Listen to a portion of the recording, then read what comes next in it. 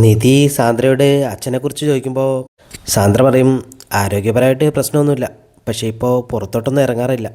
നീ പോയതിനു ശേഷം അച്ഛനും അമ്മയൊക്കെ തകർന്നുപോയി. നിനക്ക് അവിടെ എങ്ങനെയുണ്ട്? നിധി പറയും ഏടത്തി, എനിക്ക് കുറേ കാര്യങ്ങൾ പറയാനുണ്ട്. ഏടത്തി ഫ്രീ ആണോ? സാന്ദ്ര പറയും നിൻ്റെ ചേട്ടൻ പുറത്തുണ്ട്, നമുക്കതൊക്കെ പിന്നെ സംസാരിക്കാം. ഞാൻ അവിടുന്ന് പോരുന്ന സമയത്ത് എൻ്റെ ആധാർ കാർഡും സർട്ടിഫിക്കറ്റൊക്കെ മിസ്സായി. അത് വീട്ടിലുണ്ടാവും. അത് ഏടത്തിക്ക് കൊറിയർ അയക്കാൻ പറ്റുമോ? അത് കേൾക്കുമ്പോൾ സാന്ദ്രയ്ക്ക് പേടിയാവും. കോള് കേട്ടിട്ട് അരുൺ വന്ന് ചോദിക്കും ആരാ ഫോണിൽ? സാന്ദ്ര പറയും എൻ്റെ ഒരു ഫ്രണ്ടാ. അരുണെ ആ കോള് വാങ്ങിയിട്ട് സംസാരിച്ച് നോക്കും. നിധി ചേട്ടാന്ന് വിളിക്കുമ്പോൾ അരുൺ ദേഷ്യത്തോടെ സാന്ദ്ര ഇങ്ങനെ നോക്കും.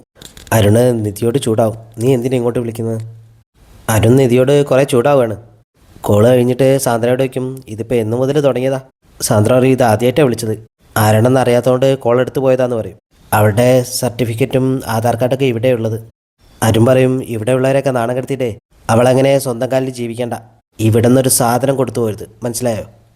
സുധി നിധിയുടെ അടുത്തേക്ക് വരുമ്പോൾ നിധി കരഞ്ഞുകൊണ്ടിരിക്കുക. സുധി അറിയും എന്തെങ്കിലും പ്രശ്നമുണ്ടോ? ഇങ്ങനെ കരയല്ലേ എന്നൊക്കെ പറയും. നിധി ഫോൺ വിളിച്ചപ്പോൾ ഉണ്ടായ കാര്യങ്ങളെക്കുറിച്ചൊക്കെ പറയും. ഇപ്പോൾ ചെയ്തതൊക്കെ തെറ്റായിട്ട് തോന്നുകയാണ്, ആരുമില്ലാതെ ഞാൻ തനിച്ചായ പോലെയൊക്കെ തോന്നുക. സുധി മനസ്സ് പറയും അങ്ങനെയൊന്നും പറയല്ലേ, ഞാനില്ലേ കൂടെ. സുധി പറയും നിധി എല്ലാം ശരിയാവും ഉറപ്പ്, താനിപ്പോൾ ഉറങ്ങാൻ നോക്ക്, ഞാൻ പോയി കഴിഞ്ഞാൽ ഇയാൾ ഉറങ്ങുമോ? നിധി പറയും ഞാൻ അവിടെ നിന്ന് പോകുന്നതിന് ശേഷം നേർക്ക് ഉറങ്ങിയിട്ടില്ല, കണ്ണു തുറന്ന് കിടക്കാറാ പതിവ്, എപ്പോഴോ ഒന്ന് മയങ്ങിപ്പോവും. സുധി പറയും നമുക്കൊന്ന് പുറത്ത് പോയി വന്നാലോ? നിധിക്ക് ഇപ്പോഴോ? സുധി പറയും നമ്മൾ പുറത്തൊക്കെ പോയി വന്നാൽ ഒന്ന് റിലാക്സ് ആവും. സുധി നിധിയോട് ബൈക്കിൽ കയറാൻ പറയുമ്പോൾ നിധി പറയും ഈ രാത്രി ഇനി പോകണോ? സുധി പറയും പുറത്ത് പോയിട്ട് കുറച്ച് ആളൊക്കെ കാണുമ്പോൾ നമ്മളൊന്ന് റിലാക്സ് ആവും. നിധി ചോദിക്കും ജീപ്പ് എവിടെ? സുധി പറയും അത് ട്രാവൽസിലുണ്ട്. അവർ രണ്ടുപേരും ബൈക്കിൽ കയറിയിട്ട് പുറത്ത് പോവാണ്. കുറച്ച് യാത്ര ചെയ്ത് കഴിഞ്ഞിട്ട് സുധി ചോദിക്കും ഇപ്പം എങ്ങനെയുണ്ട്, മൈൻഡ് ഫ്രഷ് ആയില്ലേ? നിധി പറയും ആയി. സുധി പറയും നമ്മൾ യാത്ര തുടങ്ങിയിട്ട് എത്ര നേരമായെന്ന് അറിയോ? നിധി പറയും ഒരു 20 മിനിറ്റ്സ്. സുധി പറയും 1 മണിക്കൂറിലേറെയായി. നിധി പറയും അറിഞ്ഞതേ ഇല്ല. അവർ വണ്ടി നിർത്തി ഒരു സ്ഥലത്ത് ഇരുന്ന് സംസാരിക്കുകയാണ്. ആ സമയത്ത് അങ്ങോട്ട് പോലീസ് വരും. സുധിയുടെ ഒരു സംശയ രീതിയിൽ അവർ ഓരോന്ന് ചോദിക്കും. സുധി പറയും ഭാര്യയാണ്, ഞങ്ങളുടെ വീട് ഇവിടെ അടുത്ത് തന്നെയാണെന്നൊക്കെ പറയും. പോലീസ് പറയും ഇവിടെ കുറച്ച് പ്രശ്നമുള്ള ഏരിയയാണ്, അധിക നേരം ഇവിടെ നിൽക്കണ്ടെന്ന് പറയും. അവർ പോയി കഴിയുമ്പോൾ സുധി പറയും താലി ഉള്ളതുകൊണ്ടുള്ള ഗുണം മനസ്സിലായില്ലേ? നിധി പറയും താലി ഇല്ലെങ്കിലും കുഴപ്പമൊന്നുമില്ലായിരുന്നു. സുധി ഇങ്ങനെ പേടിച്ച് പറഞ്ഞു എന്നതുകൊണ്ടാണ് അവർ സംശയത്തോടെ നോക്കുന്നത്. സത്യം പറഞ്ഞാൽ ഒരു പോലീസുകാരനെയും പേടിക്കണ്ട. പിന്നെ ഈ താലി ഇത് സുധീഷിൻ്റെ വീട്ടുകാരെ ബോധ്യപ്പെടുത്താനാ. അവിടുന്ന് ഇറങ്ങുന്ന നിമിഷം അത് പോയിക്കോളും. സുധീരായിക്കോട്ടെ, അതുവരെ അവിടെ ഉണ്ടാവുമല്ലോ. അവർ രണ്ടാളും കൂടെ ഒരു തട്ടുകടയിൽ കയറിയിട്ട് തട്ടുദോശയും ചായയും കുടിക്കുകയാണ്. രാവിലെ സുഭാഷെ അടുക്കള വൃത്തിയാക്കുമ്പോൾ നിധി അങ്ങോട്ട് വരും. ഇന്നെന്താ സ്പെഷ്യൽ എന്ന് ചോദിക്കുമ്പോൾ സുഭാഷ് പറയും കുട്ടിക്ക് എന്താ വേണ്ടത്? നിധി അറിയും കുട്ടി മോള് എന്നൊക്കെ വിട്ടിട്ട് എന്നെ നിധി എന്ന് വിളിച്ചൂടെ? അങ്ങനെ ഒന്ന് വിളിച്ചേ. സുഭാഷ് ചോദിക്കും നിധിക്ക് എന്താ വേണ്ടത്? നിധി പറയും തേങ്ങ അരയ്ക്കല്ലേ, ഞാൻ അരച്ചു തരാമെന്ന് പറയും. സുഭാഷ് അറിയേ വേണ്ട, അവർ ഉറങ്ങാണ്, സൗണ്ട് കേട്ട് അവർ ഉണരുമെന്ന് പറയും.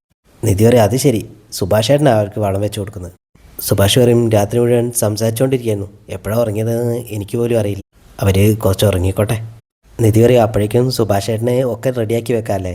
സുഭാഷ് പറയും എനിക്കിതൊക്കെ ശീലമായിപ്പോയി. നിധി പറയും സുഭാഷേട്ടന് ശീലമായിക്കോട്ടെ, അവരുടെ ശീലം നമുക്കൊന്ന് മാറ്റിയാലോ? എങ്ങനെ? നിധി പോയിട്ട് ഒരു ഗ്ലാസ്സിൽ കുറച്ച് വെള്ളം നിറയ്ക്കും. അതുകൊണ്ട് പോകുമ്പോൾ സുഭാഷ് ചോദിക്കും എങ്ങോട്ടാ? നിധി പറയും 3 പേരുടെ മുഖത്തൊഴിക്കാൻ. അന്ന് ഹരീഷ് പറഞ്ഞത് ഓർമ്മയില്ലേ? നിധി പറയും ഇനി അത് പറയില്ല. പോയിട്ട് 3 പേരുടെ മുഖത്തേക്ക് വെള്ളം തളിക്കുമ്പോൾ തന്നെ ഹരീഷ് ചൂടായി ഇങ്ങനെ എണീക്കും. നിധിയെ കാണുമ്പോൾ ഹരീഷ് പറയും ഏട്ടത്തി ആയിരുന്നോ? നികേഷ് ചോദിക്കുക എന്താ ഏട്ടത്തി ഇത്? നിധി ചോദിക്കും നിനക്ക് കോളേജിൽ പോകണ്ടേ, എണീറ്റ് പോകാൻ നോക്കി അറിയും. നികേഷ് എണീറ്റ് പോകുമ്പോൾ നിധി ചോദിക്കും ആ പായ പിന്നെ ആരെടുക്കും? നികേഷ് പറയും സുഭാഷ് ഏട്ടൻ. നികേഷ് ആ പായയും മടക്കി വെക്കുകയാണ്. സുധിയുടെ മേലേക്ക് വെള്ളം ഒഴിച്ചിട്ട് നിധി പറയും ഇങ്ങേർക്ക് ഇതൊന്നും ബാധകമല്ലേ, നിങ്ങൾ 3 പേരും ഒരു പണി ചെയ്യാതെ എല്ലാം സുഭാഷ് ഏട്ടൻ്റെ തലയിൽ വെച്ചിരിക്കുക. ഇനി മുതലേ എല്ലാവരും നേരത്തെ എണീറ്റിട്ട് സുഭാഷ് ഏട്ടനെ സഹായിക്കണം. സുധി അപ്പോഴും അവിടുന്ന് എണീക്കുന്നില്ല. നിധി പറയും ഇനി കിടന്നാൽ ഞാൻ 2 കുടം വെള്ളം എടുത്തിട്ട് തലയിലൂടെ ഒഴിക്കും. സുധി പറയും ഞാൻ എണീക്കുകയാണ്. നിധി ചോദിക്കും പായ എടുക്കാൻ ഈ യൂണിയൻകാർ വരുമോ? അതും കൂടി എടുത്ത് പോകാൻ പറയും. അവരൊക്കെ പോയി കഴിഞ്ഞിട്ട് നിധി ചോദിക്കുക എങ്ങനെയുണ്ട്? സുഭാഷ് പറയും സൂപ്പർ.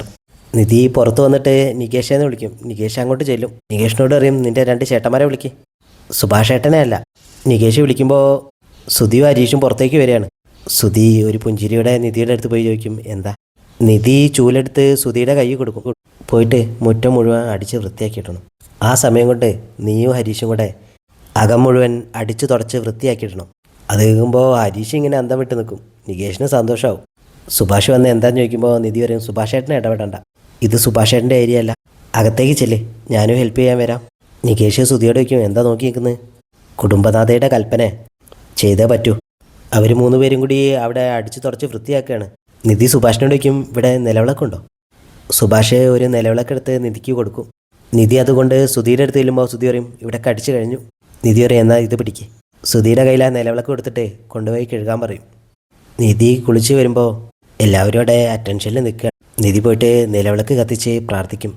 ആ വീടിൻ്റെ മാറ്റങ്ങളൊക്കെ അവർ ഓരോരുത്തരും വളരെ സന്തോഷത്തോടെയാണ് കാണുന്നത്.